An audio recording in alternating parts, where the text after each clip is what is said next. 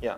So I'm going to talking about the baseline detector for the CEPC CDR studies, and currently we have given it a name called APODIS, which stands for a particle flow oriented detector for the Higgs factory. Okay. So let's start with, I know you are already very familiar with, so this is some basic numbers of orders of magnitude for this future facility. It will have a main ring circumference of 100 kilometers and can deliver 1 million Higgs boson and 10 to the 10 or even 10 to the 11 Z boson, as well as 100 million W boson in its operation. And we also aim at upgrading to change this machine to a PP collider with the central of mass energy at 100 TeV regime. Okay. So for the Higgs program at the CEPC, then actually we will operate the machine at 240 GeV central of mass energy to maximize the Higgs productivity with limited power budget.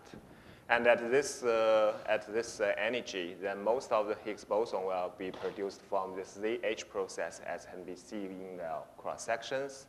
And this actually allows you to find the Higgs boson using the recall mass method, which means you look in the Higgs boson from the Z and not really looking into the Higgs decay final states.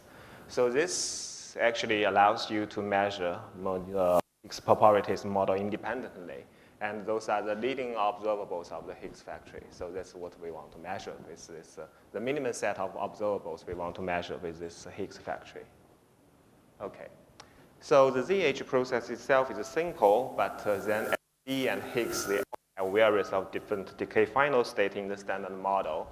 Then what you want in the detector side is really a detector that can reconstruct pretty much everything, pretty much every what we call key physics object. So that are the leptons, kaons, photons, taus, and jet. Well, the jet also means the missing energy and the missing momentum in the E plus E minus in this environment. So that's our objective. And what we need is really a detector that can handle all these objects with high efficiency and high purity. Okay.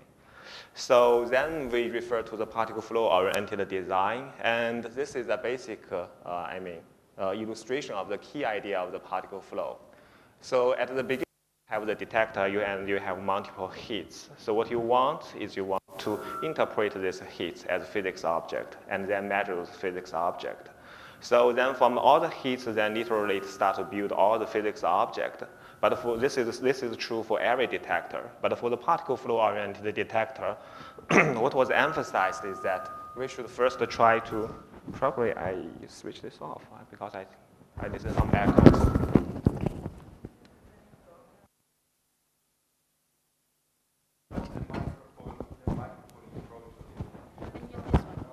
Yeah, this one. I think I should switch off this one. Yeah. No, yeah. This is switched off. This is switched off? Yes, because it's oscillation. No. Yeah, so I think it's just the microphone in your hand, probably. So now it's better, I think. Okay, good. So yeah, so this is pretty much how to interpret the physics hit, how to interpret your signals in individual channels into the physics object is then the art of the reconstruction.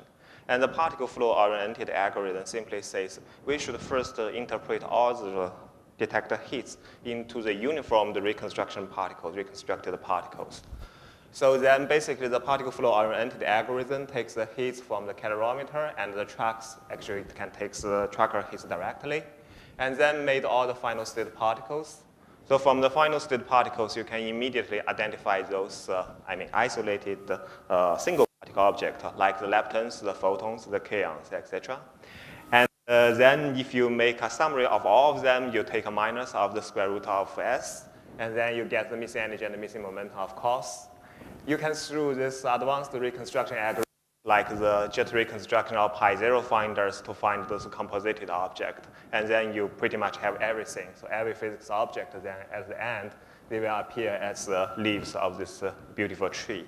So that's the key idea of the particle flow reconstruction. Basically, this emphasizes on a general layer of the reconstructed particle, okay? Which is pretty physics. So our work starts from the ILD detector, and we made the minimum adjustment. So this was called the CEPC V1, which serves as the reference detector for the CEPC pre-CDR studies.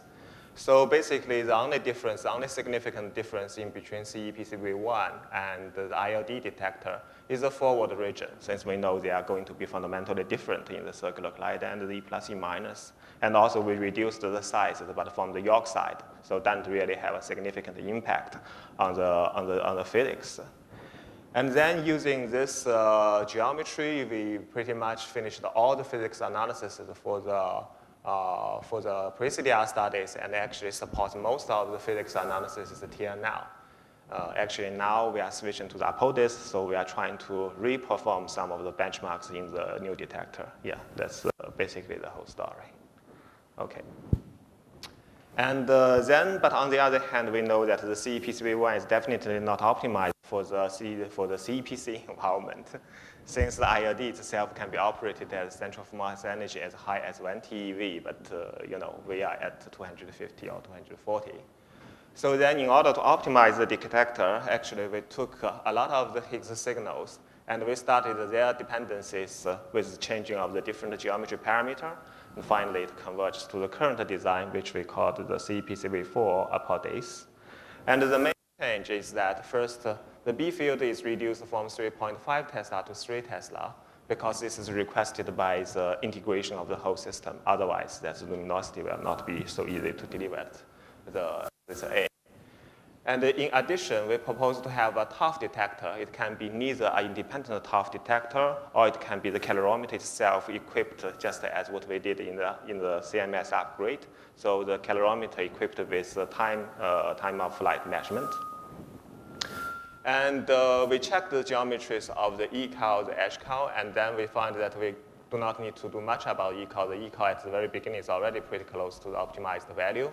But for the HCAL, we can certainly reduce them. So we take a modest reduction and reduce the HCAL total thickness and the total number of layers from 48 to 40. So that was reduced by 20%, basically. And for the ECAL cell size, so since we are at a lower center of mass energy, then the particles are actually separated pretty well. Then we can actually go to slightly larger cell size without really affecting the physics performance. And this is certainly appreciated by not only the cost, but also the power consumption. So we recommended to use 10 millimeter cell sizes. Okay. So this is basically the illustration. And actually, from the pre-CDR to the CDR, you get a small detector. That's it. Yeah. So now about the physics performance, because what we emphasized on is really the performances on all the physics object reconstruction. So actually, we have built a full software and the machineries on this reconstruction. So first is about the lepton, and we use the MVA-based method. So basically, this detector, even its cell size is reduced, is still a very high granularity calorimeter system, which means that you can extract lots of information to describe Rayleigh showers. And this information certainly helps a lot when you want to do the particle identification. Yeah. So actually, our particle identification currently can reach more than 99.5% the efficiency in the lepton ID, but meanwhile, keep the misidentification rate to be smaller than 1%. So that's for the leptons. And we found that if we combine the TOF measurement with the typical accuracy of 50 picosecond per cluster, and the TPC DEDX measurement for about 3 to 4% of the resolution, then basically we can have a decent particle ID performance. We can basically separate the kaons from the pions and from the protons at the efficiency and the purity better than 95% for the inclusive Z-pol sample. And still, the physics impact need to be evaluated more carefully, but as the first order, it's already a decent particle ID, I would say. And meanwhile, for the photons, actually it's a little bit tricky because in the realistic detector, or at least in a realistic simulation, you will have photon conversions. And your photon energy estimation, you need to correct them with the geometry because you always have these cracks, this geometry imperfecties. So then to compare it with and to also understand this geometry impact, we actually simulated one of the simplified detector model where it's basically cylinder-like detector without any geometry defects. And also we compared with what we call APODIS. So basically at the simplified detector, we can reach a sigma of a mean in the Higgs to gamma signal of about 1.7%. But even after some corrections, then this number decreased to 2.2% for a realistic simulation as in the APODIS. But basically, they are pretty consistent. And certainly, if you put more manpower here, you can you can make these numbers more and more close to the 1.6%. Yeah. And for the tau is actually very, very interesting. Itself is of strong physics interest. And to finding the tau in the E plus E minus environment is also pretty tricky, I would say, because you have two completely independent kinds of event topology, the with and without the jets. So if your event doesn't have any jets, you basically have a few numbers of charged particles and photons in your final state. You can basically pretty easily find them at a very, very remarkable efficiency and purity. And if you have jets, then you will always you need to compromise things. You will never have 100% efficiency and purity in finding the jets, in finding the tau candidate.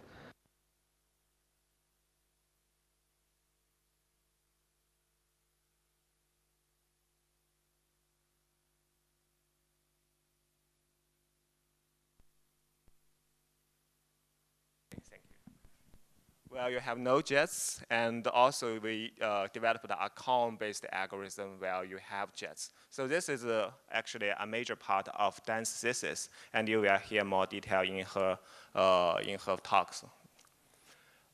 So basically, then these two tau finders works all pretty nicely, and if we benchmark them with the ZH to mu mu tau tau final state where you have no jets, and ZH to QQ tau tau final state, then for the first one, you have extremely high efficiency. And while if at the efficiency higher than 90%, you can actually almost get rid of all this standard model background. Only the irreducible background is remaining after those after those finder. But for this one, so you will not get as impressive selection as these previous ones. But still, you will saturate at a very high efficiency while reduce all the background to the similar level as for all your signal. So in this way, that actually you do it pretty good, basically. And we have confirmed that in both the CEPC V1 and the APODIS, because this analysis is also one of the benchmark analysis for the CDR, then both of them will measure the Higgs to tau tau signal strength to accuracy better than 1%. Okay. So for the jets is kind of the boss, and we know that multiple, or say the majority of the standard model Higgs bosons decays into jets. So if you want to handle jets, if you want to measure the Higgs boson really carefully, then you would like to have really a very good jet reconstruction. So the jet performance is evaluated at a two-stage because the tricky thing is that the jet clustering itself is a grouping of final state particles to see which belongs to one jet and which belongs to the other jet. This will always induce some uncontrollable consequences when you are dealing with the reconstruction. So we did a two-stage evaluation of this jet performance. The first one is that we get rid of the jet clustering. So we look into those leptonic events where you have only two jets in the final states, for instance. So we look into the ZZ to nu nu QQ events. We look to WW into L nu QQ events. And we look to Z Higgs to nu nu QQ events as well. So in those events, you have on the other side of the hadronically decayed boson, you neither have leptons or you have neutrinos, which you can easily distinguish or you don't merit at all. And then we look into the total invariable mass of the boson final states. So this provides the actual crucial test to see that if through all and all, then you can separate the Higgs, W, and Z final state just by using their jet invariant mass information, or say the total visible mass information in this case. So what we found is that the current design can basically pretty well separate all these three bosons. And the left-hand plot is corresponding to the inclusive sample, which you can see that there are symmetry distributions for all of them, and you can guess that for the Higgs distribution, this low mass tail is mainly contributed from the Higgs to BB component, etc. And you also have the ISR photon, etc., etc. So there's many physics effects had been convoluted into these distributions. And if you want to get rid of them, you just make a selection. And what you see is that after the selection, after you're getting rid of the heavy flavor component, etc., then this certainly they become more neat, the separation. And you can find more details in those documents listed here. Okay. And once the jet clustering was taken into account, then the comparison becomes more tricky. But what we do is basically we apply the same set of jet clustering algorithm for the visible Monte Carlo particle and also for the really reconstructed particle. And then we check the difference in between the Gen jet and the recon jet. So basically what we found is that first of all, the jet energy scale is pretty good for this kind of setup.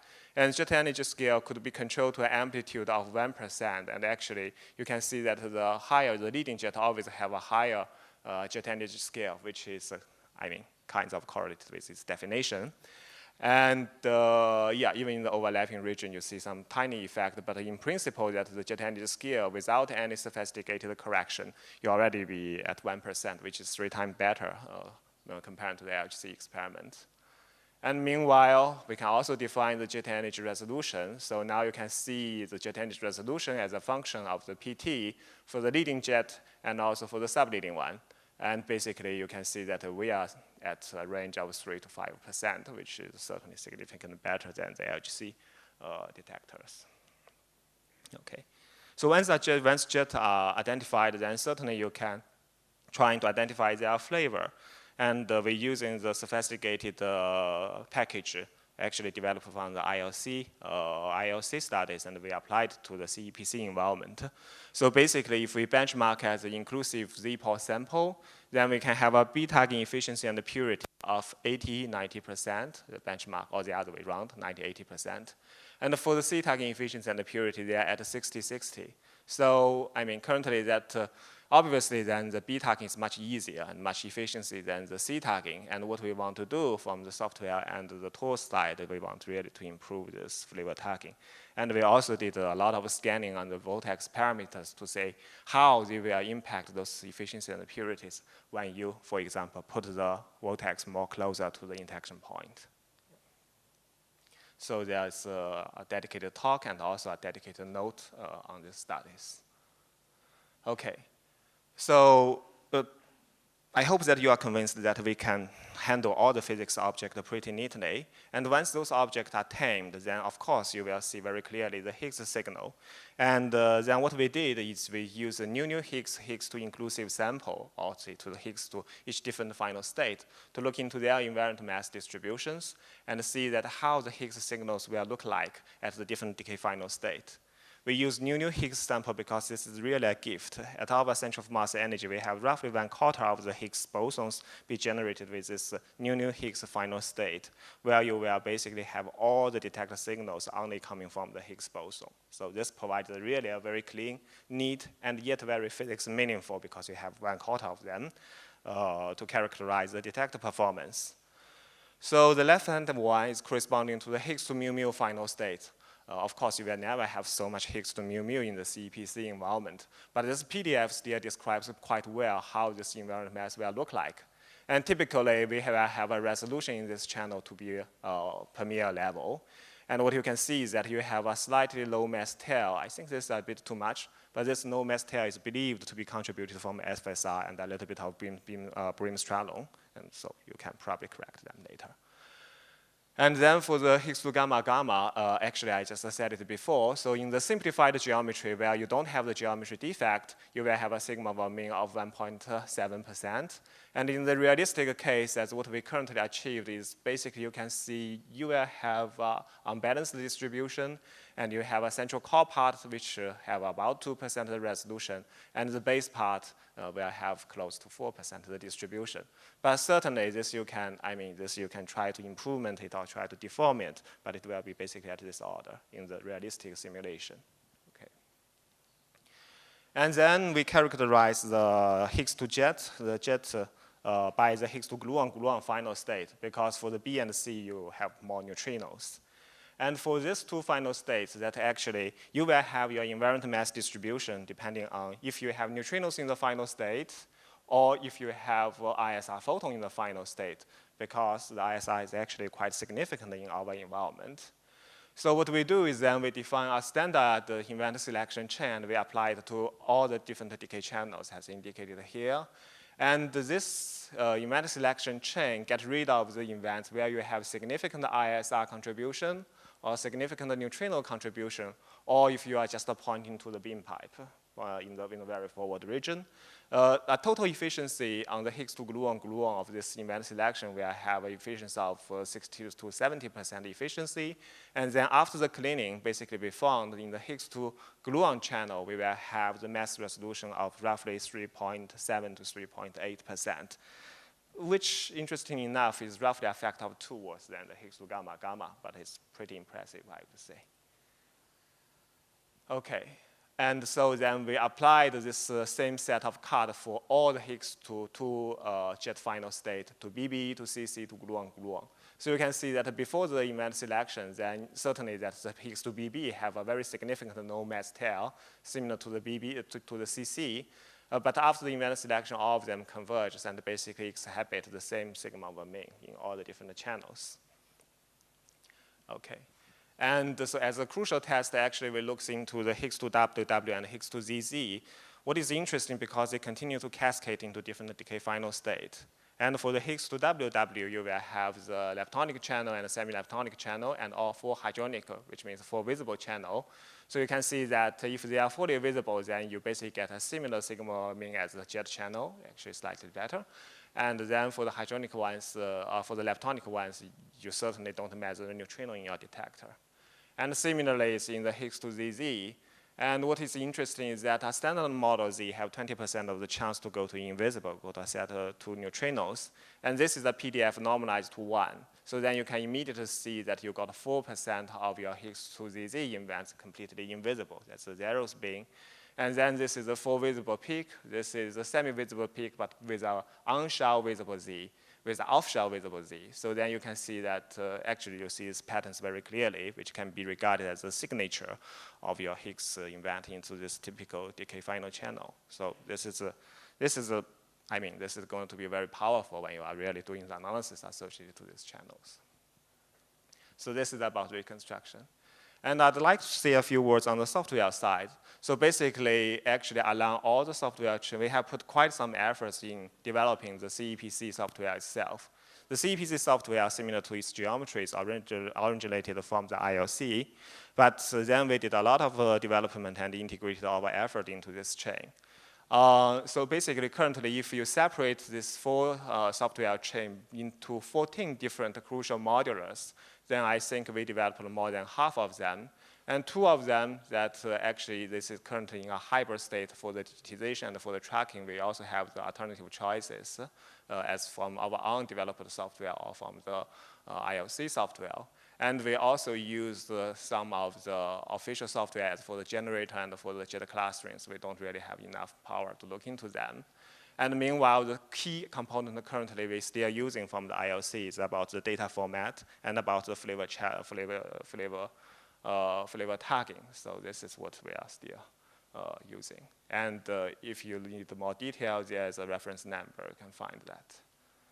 I'd like to make a short advisement of our current services in terms of the software and in terms of the documentation. So actually, we established a web page concerning about the CEPC soft.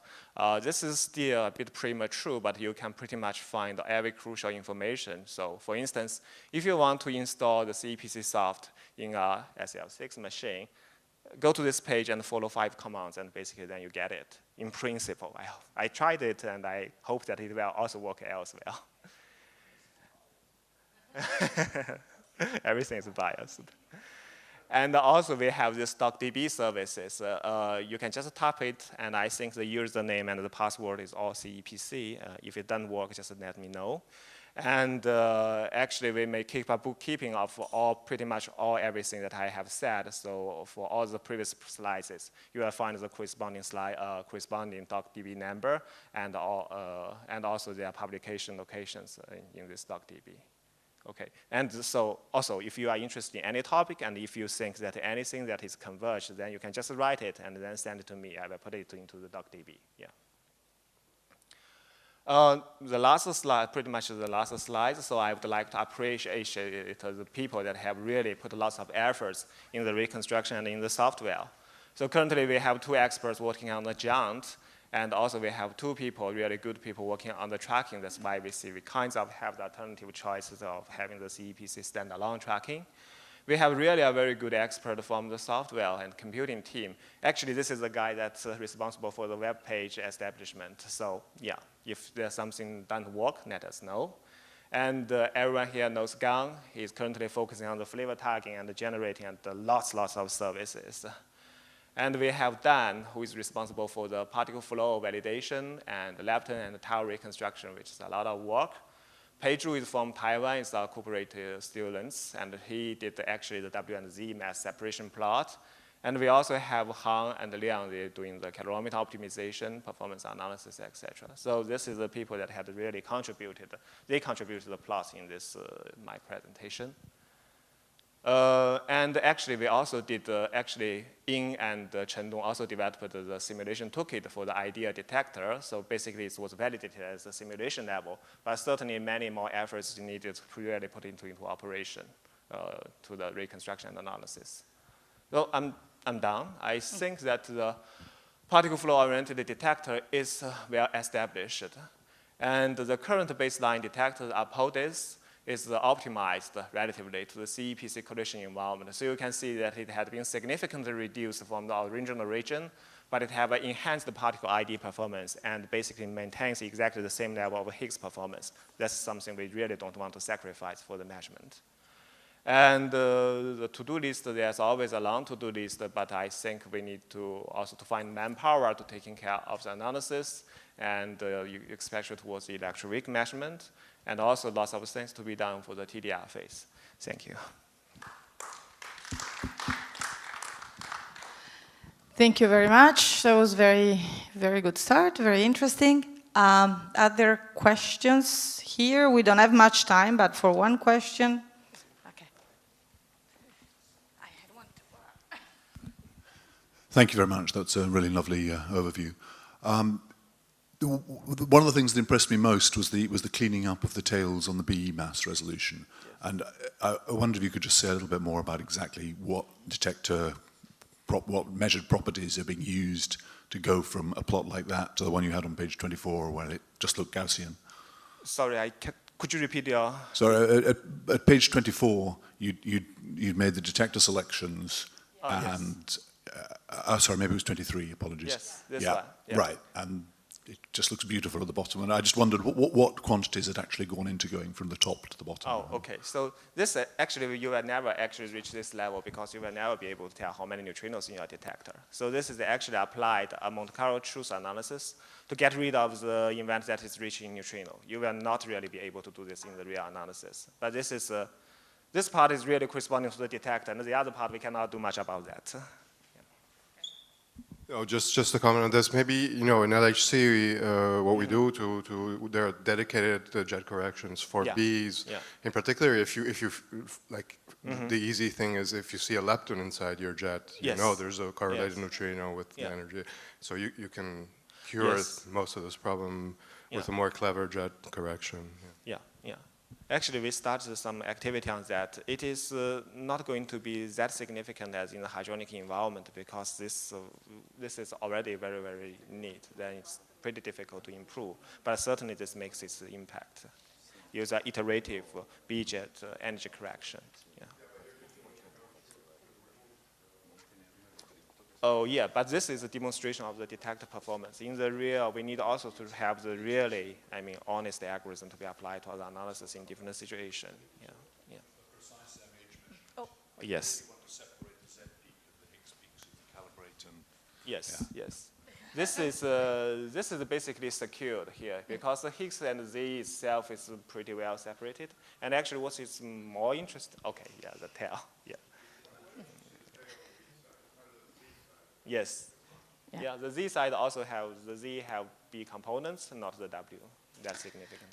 Yeah, it's a very good discussion. We have a very full agenda, so let's hope that we can continue this discussion during the day. I also had questions because really it's good to see all these results coming together. Thank you very much.